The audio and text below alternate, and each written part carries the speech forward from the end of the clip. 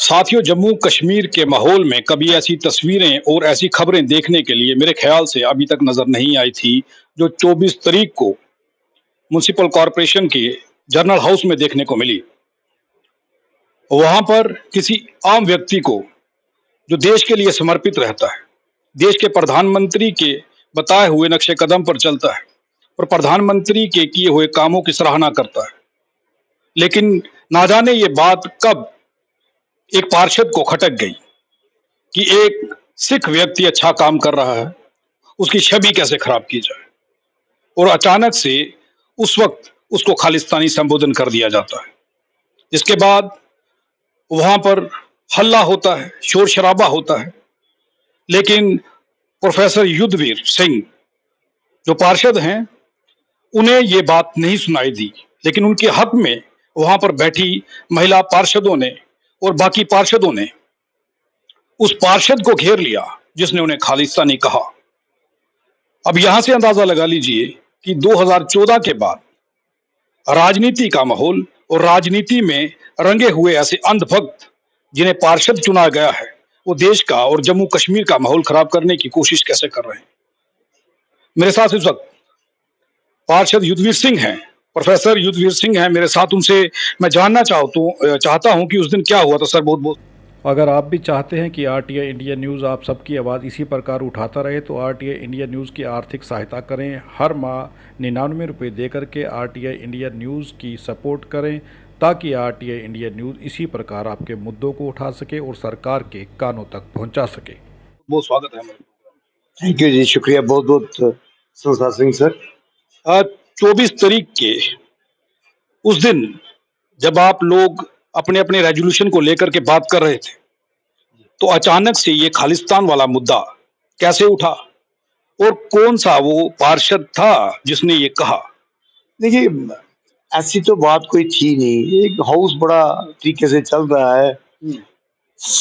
जब हमारे honourable mayor साहब जो हैं, ऑनरेबल मेयर साहब श्री राजेंद्र शर्मा जी बड़े पढ़े लिखे इंसान हैं, अच्छे सूझवान हैं, हाउस चला रहे हैं, वेलकम एड्रेस हुआ, तो जो लोग एग्रीव्ड काउंसलर थे, जिनमें द्वारका चौधरी जी, मैं था, इंदर सिंह जी थे, श्याम जी थे और बहुत सारे काउंसलर्स, मोस्टली इंडिपेंडेंट्स और कांग्रेस के, अपोजिशन के, उनके जो रेजोल्यूशन थे, जो पब्लिक के हक में रेजोल्यूशन थे, उनको जो डिलीट कर दिया गया था, इस पर मेयर साहब से सवाल पूछा गया। पहले खड़े हो गए, जैसे हमारे सीनियर द्वारका चौधरी जी हैं, वो तो खड़े होके उन्होंने पहले अपनी बात रखी कि बताइए सर, मीटिंग भी हुई थी, हमने कहा था ये नहीं करिए, जो आप कर रहे हैं ये गलत है, आपने हमारी सुनी नहीं, मैं बाइकआउट करके आ गया, आपने वो रेजोल्यूशन क्यों कर आपने रिजेक्ट किए हैं, उसमें क्या वजह है, कौन से नुक्ता है, कानून की नजर में कैसे आपने निकाले, हमें वो कानून समझा दीजिए। उन्होंने अपनी बात रखी, उन्होंने जैसे बात खत्म की, मैं भी एग्रीव्ड पार्टी था, मेरा भी रेजोल्यूशन जो है वो मेयर साहब ने रिजेक्ट किया हुआ था दूसरों के साथ। मैंने भी पूछा कि मेयर साहब, आप हमको समझाइए कि मेरा रेजोल्यूशन आपने क्यों विड्रॉ किया, मैंने कौन सी आपसे मेरी आपसे पर्सनल क्या है, या मेरे उस जो हमारा रेजोल्यूशन था उसके साथ क्या दुख है। ये तो पब्लिक के फायदे की चीजें हम बात कर रहे हैं, पब्लिक के लिए बात कर रहे हैं, आप हमारा क्यों गला घोटना चाहते हो, हमें बात क्यों नहीं करने देना चाहते हो हाउस में। हम कहाँ बात करेंगे, डेमोक्रेसी में हाउस में नहीं बात कर सकते, कहाँ करेंगे। आपने रेजोल्यूशन क्यों रिजेक्ट किया। मैंने बैकग्राउंड में बात की कि हम तो आप ही की आवाज को बुलंद कर रहे हैं, क्योंकि आप ही को तकलीफ हुई थी, क्योंकि आपका रेजोल्यूशन 19वीं जनरल उस मीटिंग में पास करके गवर्नमेंट को भेजा था कि प्रॉपर्टी टैक्स नहीं लगना चाहिए था, और उस समय जम्मू कश्मीर की बीजेपी के आला लीडरान, जिनमें कविंदर गुप्ता जी, रविंदर रैना जी, विक्रम रंधावा जी, शायद अशोक कोल जी भी, और भी काफी ऐसे बड़े बड़े लीडर थे गेस्ट गैलरी में बैठे हुए, उनके सामने आपने रेजोल्यूशन पास करवा के सर्वसम्मति से भेजा कि ये टैक्स जो है जम्मू की जनता पे बाहर होगा, ये नहीं लगना चाहिए। 3 दिन के बाद अखबार में न्यूज जब आई कि ये 1 जुलाई से आपको टैक्स देना पड़ेगा, टैक्स लग गया, property tax, sorry, property tax. तो आप के रेजोल्यूशन को उन्होंने जो है वो आपके राइट्स जो हैं, आप फादर ऑफ सिटी हैं, आप सीनियर हैं हमारे हाउस के, तो आप ही की अथॉरिटी को चैलेंज किया था और आपने उस समय कहा भी था कि हमारी अथॉरिटी है ये इसका डिसाइड करना, म्युनिसिपैलिटी की अथॉरिटी है, ये बाहर से थोड़ी हम पे ला सकते हैं। तो आपने अनाउंस किया था मीटिंग, स्पेशल इमरजेंसी मीटिंग आपने नेक्स्ट डे के लिए बुलाई थी कि स्पेशल इमरजेंसी मीटिंग कॉल की जाएगी।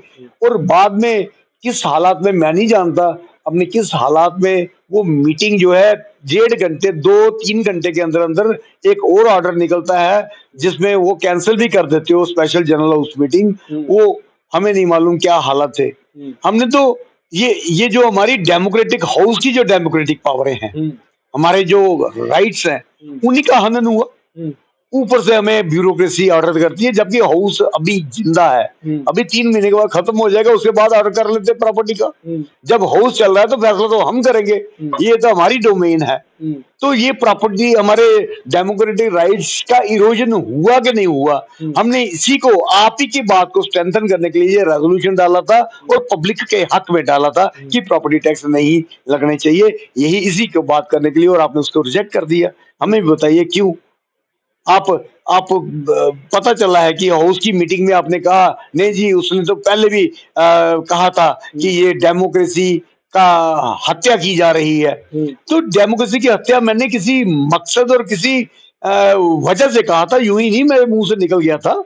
उसकी वजह क्या थी कि डेमोक्रेसी में आपका जो चयन होता है, मेयर का चयन होता है, और कोई भी चयन जो होता है वो एडल्ट फ्रेंचाइज से होता है, सीक्रेट एडल्ट फ्रेंचाइज से होता है। आपका जो यहाँ पे चयन हुआ था एज ए मेयर, वो हुआ था यहाँ पे ओपन बैलेट से हुआ था। इस वजह से ये हालत को देखते हुए मैंने अपने बैलेट पेपर पे लिखा था डेथ ऑफ डेमोक्रेसी, इस वजह से लिखा था। तो इसमें क्या मैंने बुरा कह दिया? नहीं, इस बात से यहाँ पे आपको खालिस्तानी कह देना, इस बात से नहीं कहा गया, इस बात से नहीं कहा गया। उसको कहा गया जब मैं उनको कह रहा था कि आप जैसे जो हेड ऑफ इंस्टीट्यूशन है, उनके रहते जो डेमोक्रेसी का हनन हो रहा है, और आप जो है जो इस तरीके से कर रहे हो जो हमारी डेमोक्रेसी का, तो डेमोक्रेसी जो है वो आस्ता जर्रा जर्रा करके इरोड हो रही है। हमारे माननीय प्रधानमंत्री जी जो है वो अंतरराष्ट्रीय लेवल पे इतनी उम्र होने के बावजूद भी देश का नाम ऊंचा करने की कितनी अथक कोशिश करते हैं, और आप वो ऐसे माहौल बनाते हो कि उनको उनका सर झुक जाता है जब दुनिया में बात करते हैं। ये मैंने जब किया, ये बात उनको लगा कि मैं उनकी बेइज्जती कर रहा हूं। मैं उनकी तो कह रहा था कि वो तो मेहनत करके तो देश का नाम ऊंचा करने की कोशिश कर रहे हैं। मैं तो कह रहा था आपकी बदौलत ये उनका जो सिर नीचा होता है। ये कहते हैं कि, और वहां से कोई बीच में बोल बैठे बीजेपी के कि मोदी जी का डंका बजता, आप कैसे कह सकते हो, सिर झुका है उसका, आप उनकी बेइज्जती कर रहे हो, आप माफी मांगो। ये हम वहां पे शुरू हुआ तो बीच में फिर बीजेपी के और भी जो वर्किंग स्क्वाड के लोग होते हैं वो भी बीच में कूद पड़े, इधर से कांग्रेस के भी बातें करने लगे, तो उसमें जो है शोरगुल चल रहा था। तो मैं अपने मेयर साहब से अभी रिव्यू कर रहा था, पीछे से शोर बच गया। मेरे साथ बैठी है जो रजनी जी मैडम, हमारे ऑनरेबल कॉर्पोरेटर हैं, कांग्रेस के सीनियर सेकंड टाइम कॉर्पोरेटर हैं। उन्होंने उसको यशपाल शर्मा जो है वार्ड नंबर 35 के जो ऑनरेबल कॉर्पोरेटर हैं, उनको कहा आपकी हिम्मत कैसे हुई उनको खालिस्तानी कहते हुए मेरे लिए। यशपाल शर्मा को कहा, मतलब मेरी बात इधर चल रही है, उधर से साइड ट्रैक पे एक कॉर्पोरेटर जो है वो ये कहने लगी आपकी हिम्मत कैसे हुई उनको खालिस्तानी कहने की। उन्होंने क्या ऐसी बात की है खालिस्तानी कहने की, आप माफी मांगो। शोर बचा, उस शोरगुल में सारी जो है उसने खालिस्तानी से इस बात से इरिटेट होके कि मैं बातें जो है पब्लिक की रख रहा हूँ, शायद यही उसको दुख कर गई, तकलीफ दे गई और उसने मुझको खालिस्तानी कहा। पब्लिक की हक की बात करना एक पार्षद होकर के क्या खालिस्तानी होता है? ये सवाल राजेंद्र शर्मा जी जो है मेरे दोस्त, बच्चे नहीं है वो, नौजवान में 65 साल उम्र हो गई, 60 साल नौकरी की, हम छोटे छोटे नौजवान लोगों में रहे हैं। ऐसी हरकतें और ऐसी छोटी ओछी हरकतें स्कूल कॉलेजेस के बच्चे करते हैं, और वो भी ग्रे हेयर्ड सियाना बंदा है जी, उम्र दराज 55 50 के बीच में होगा कहीं पे। ऐसे बंदे से उम्मीद नहीं की जा सकती। उसने कहा वही जानता है कि उसके बाद में बात हुई, सामने आए आपके, उन्होंने कहा कि ये चीज कही थी, या फिर अपने शब्दों से मुकर गए? वो मुकर गए जी, वो मुकर गए। उधर मेरी तरफ पंगा जो था मेरे पे डाल दिया सारा कि इन्होंने मोदी की जो है बेइज्जती की, ऑनरेबल मोदी जी की, ऑनरेबल प्राइम मिनिस्टर की बेइज्जती की है और इंसल्ट की है, तो इसको बाहर निकालो, इसको सस्पेंड करो। तो मेयर साहब भी जज्बात में आ गए, वो भी उन्होंने भी प्रूव करना है अपने बड़ों को, उन्होंने भी पार्टी में जाके तो अपनी वो खैरियत चाहिए उनको भी। उन्होंने मिनट नहीं लगाया, उधर खड़े हो गए अपना वो ऑर्डर भी पास कर दिया कि आपको जब तक ये हाउस लगा रहेगा आपको जो है यहाँ से सस्पेंड किया जाता है। बाकी वाले जो मेयर कारपोरेटर थे हमारे अपोजिशन के, सारे बीच में बोल पड़े कि आप कैसे निकाल सकते हो, उसने किया क्या है ऐसा जिसकी वजह से आप उसको निकाल रहे हो। तो ये कह के जब शोर मच गया तो अब लगता था कि ये उसने गलत ऑर्डर कर दिया, तो अब फंस गया ऑर्डर। उसको उसने आधे घंटे के लिए हाउस सस्पेंड करके बाहर निकल गया, ये कह के कि आधे घंटे का फिर हम इकट्ठे होते हैं, लेकिन 3.5 घंटे वापस ही नहीं आए। अच्छा जी। उसमें से 1 घंटा हम उनके दरवाजे भी बैठे। ऐसी हालत भी हुई। देखिए सच्चाई क्या है, मैं हाउस लगाना चाहता था, मैं चाहता था कि हाउस चले, क्योंकि इस समय हम बहुत दुखी हैं। हमारे काम 5 महीने के बाद मीटिंग हुई है, बीजेपी वाले भी बहुत परेशान है, उनके भी मसले हैं जैसे हमारे, उनके भी इलाके के मसले हैं, ऐसी बात नहीं, वो भी चाहते थे कि हमारे मसले चले। तो कुछ अच्छे अच्छे लोग हैं, पप्पू जैसे, चौधरी जैसे यहाँ पे नगर से ही कारपोरेटर हैं, तो सुरेंद्र चौधरी शायद उनका नाम है, पप्पू हम प्यार से अपने निक नेम से जानते हैं ज्यादातर, पप्पू चौधरी करके। उसने मेरे पास आया, कहता है ऐसा है कि प्रसाद यार हाउस चले, आप चलो उनके कमरे में मेरे साथ, तो माफी मांग लो उनको। मैं चाहता हूँ हाउस चले, मैं माफी मांग लेता हूँ, मैं चलता हूँ आपके साथ, मेरे को कोई इतराज नहीं। लेकिन मेरे को कुछ कहने लगे कि यार ये मार्शल वहीं से आपको बाहर ना निकाल दे, फिर एंटर नहीं करने देंगे, हम भी आपके साथ। मैं नहीं, ऐसा कुछ नहीं है, मैं जी पप्पू साथ जा रहे हैं, चौधरी जी ये रिस्पॉन्सिबल हैं, ऐसा कुछ नहीं होगा, कोई मैन हैंडल नहीं करेगा। अरे ठीक है, फिर आप इनके साथ। मैं चला गया उनके कमरे में, मेयर साहब के।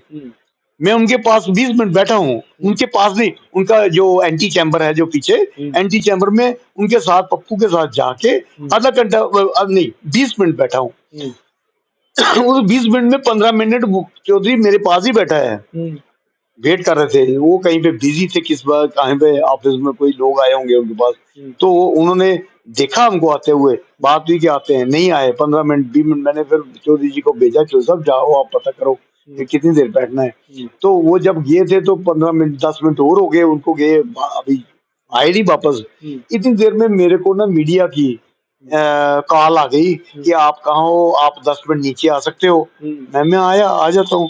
मैंने भी देखा जी आ नहीं रहा, जब बुलाना होगा फोन करके बोला मैं आ जाऊंगा, मैं भी अपना काम करूं जाके।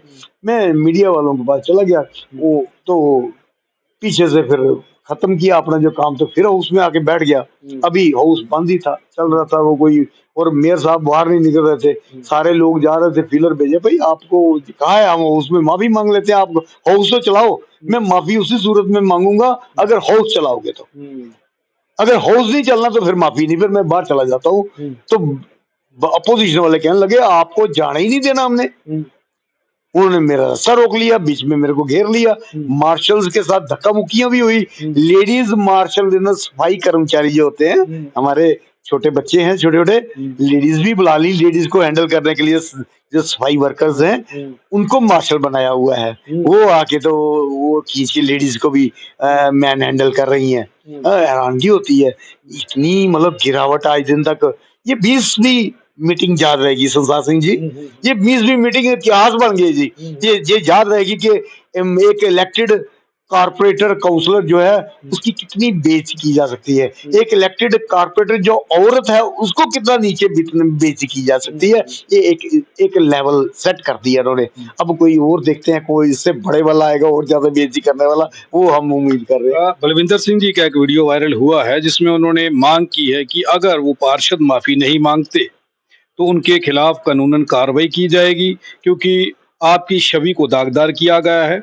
आप प्रोफेसर हैं और आपका एक्सपीरियंस देश के हित में रहा है। जो काम आपने किया है आज तक देश के हित में रहा है, और प्रधानमंत्री के खिलाफ आपने कोई शब्द नहीं कहे जो आपने भी बात सुनाई है।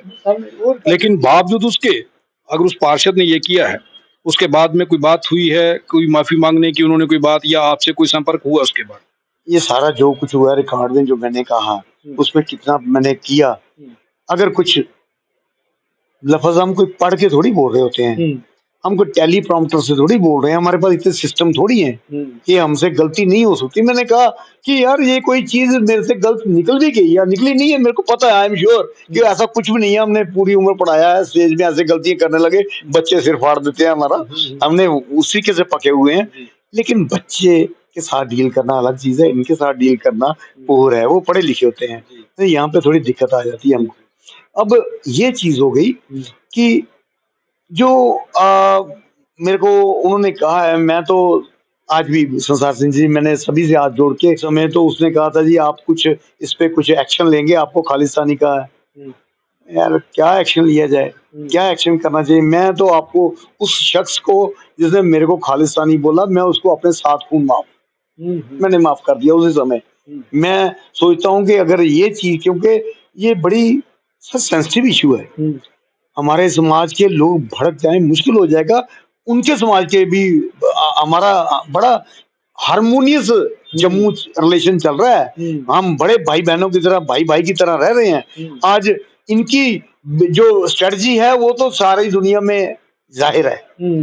बिल्कुल जी। हिंदू मुस्लिम फसाद, हिंदू सिख फसाद, हिंदू क्रिश्चियन फसाद, ये तो स्ट्रेटजी का इनका हिस्सा है। मैं राजनीति की डिपेंड इसी बात पे करती है। वो नहीं होनी चाहिए, मेरी यही कोशिश थी। मैंने कहा, मैंने उसको माफ किया, मैं कोई कुछ नहीं, जो भी उससे निकला तो बाकी वाले, मेरे को पता है, उधर एक प्रेस कॉन्फ्रेंस भी हुई, मेरे से ये सवाल पूछा गया, मैंने उनको भी कहा भाई मैं टीचर हूँ, हमसे बच्चे कई बारी बोल देते हैं, बच्चे जो स्टूडेंट जो हुए वो बोल देते हैं, गलत भी बोल देते हैं, हम उनको कोई फांसी थोड़ी चढ़ा देते हैं, हम उनको माफ कर देते हैं। ये आदत बनी हुई है हमारी, हमें कोई ऊंचा भी बोल देता है, कोई गलत भी बोल देता है, हमको माफ कर देते हैं। हमारी ट्रेनिंग ही ऐसी है। मैं टीचर आज भी हूँ, मैं टीचर पॉलिटिशियन नहीं हूँ। मैंने इस जो मेरा ट्रेनिंग हुई है उसके मुताबिक मैंने उसी समय का उसको माफ कर दिया हुआ है कि उस मैं पार्षद को आप कब से जानते हैं? कभी बैठ कर के चाय वाय पिया करते थे, कभी बात होती थी आपस में? वो चेयरमैन भी रहे हैं स्टैंडिंग कमेटी के, मैं कभी मिला नहीं उनसे, मैंने कभी अपनी उनको प्रॉब्लम भी नहीं दिखाई। कभी कोई कभी होता है कि कोई इशू हो तो प्रॉब्लम, टेलीफोन पे भी शायद मेरे को याद नहीं कि मैंने कभी उनसे बात की हो। ऐसी हाँ, ऐसी जहनीत सत होती है, ये नहीं है कि हम कोई जानते ही नहीं है, हाउस में मिलते हैं, सत श्रीकाल होती है, नमस्ते होती है, सब कुछ दुआ सलाम है, पर ऐसे जैसे हम आप बैठे हैं ऐसे कभी नहीं। ऐसी जहनीत के लोग या ऐसी मानसिकता के लोग राजनीति में कितने खतरनाक साबित हो सकते हैं, कितना माहौल खराब हो सकता है, आप कैसे देख रहे हैं? देखिए, शरारती तो शरारत करना जानता है। मैं टीचर हूँ, मेरे को सियाने बनना है, हमें इनकी हर चाल को काउंटर करना है। हम ये चीज होने ही नहीं देना चाहते, जो ये चाहते हैं हम इसको होने ही नहीं देना चाहते। हमने यही कह दिया, मैंने माफ कर दिया भाई, मैंने कह दिया। आज भी मेरे को वहीं पे प्रेस वालों ने कहा, जब सवाल पूछा गया, अच्छे मेरे अपनी कम्युनिटी के सिख कॉरेस्पॉन्डेंट से, उन्होंने जब बात किया, पता है जब मेरा जवाब हुआ कि मैंने उसको माफ कर दिया, उन्होंने खत्म की डायरी बंद करके, उस समय कहा साहब आपको जवाब देना पड़ेगा, सिख कौम को, संगत को भी आपको जवाब देना पड़ेगा इसके लिए। मैं कहा मैं उनसे भी माफी मांग लूंगा। माफी मांगने में क्या है, गलती हो गई, मैं माफी मांग लूंगा। मैंने जो भी, मान लो मेरे से ये माफी देना भी, अगर माफी गुस्सा करेंगे मैं उनसे भी माफी मांग लूंगा, कोई बात नहीं। सवाल ये था कि राजनीति को क्या रंग दिया जा रहा है, और जवाब यहां से ये आ रहा है कि मैंने उन्हें माफ कर दिया। प्रोफेसर युद्धवीर सिंह पार्षद हैं और प्रोफेसर भी हैं। कई सारे हजारों बच्चे इनसे पढ़ करके गए होंगे, जिंदगी को जीना सीखा होगा, उनकी जिंदगी अलग है।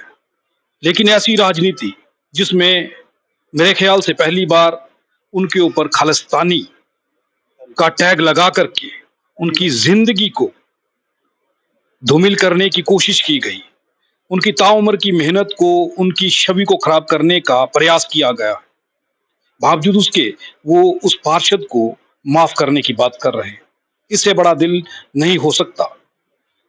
समझदार सियासतदान अगर हों तो जम्मू कश्मीर की तरक्की हो सकती है, लेकिन अगर अंधभक्त और शरारती तत्व राजनीति में प्रवेश करते हैं तो राजनीति कितनी खतरनाक साबित हो सकती है, ये इंटरव्यू सुनने के बाद आप समझ गए होंगे। आप देखते रहें आरटीआई इंडिया न्यूज, लोकतंत्र का पहरेदार, ताकि हम दिखा सकें आपको जो खबरें जो नहीं दिखाई जाती, हम पहुंचा सकें आप तक वो खबरें जो नहीं पहुंचाई जा रही। धन्यवाद।